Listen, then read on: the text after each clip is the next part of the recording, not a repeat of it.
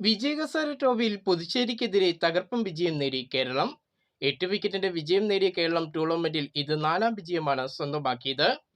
സഞ്ജു സാംസണും രോഹൻ കുന്നുമ്മേലും ബാറ്റിംഗിൽ നിരാശപ്പെടുത്തിയ മത്സരത്തിൽ വിഷ്ണു വിനോദിന്റെ തകർപ്പൻ ബാറ്റിംഗാണ് കേരളത്തിന് വിജയം സമ്മാനിച്ചത്. ടോസ് നേടിയ കേരളം ആദ്യം പുതുച്ചേരിയെ ബാറ്റിംഗിന് അയക്കുകയായിരുന്നു.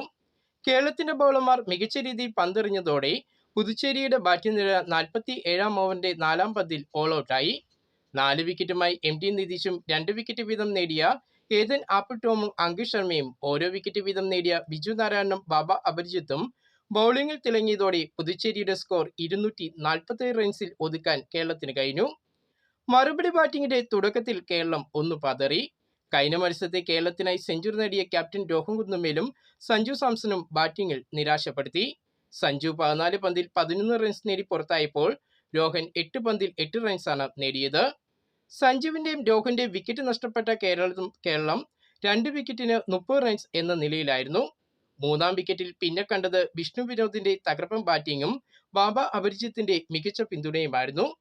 63 പന്തിൽ സെഞ്ചുറി നേടിയ വിഷ്ണു വിനോദ് 84 പന്തിൽ 14 സിക്സും 13 ഫോറും അടക്കം 162 റൺസുമായി പുറത്താകാതെ നിന്ന് കേരളത്തെ വിജയതീരത്ത് എത്തിക്കുകയായിരുന്നു.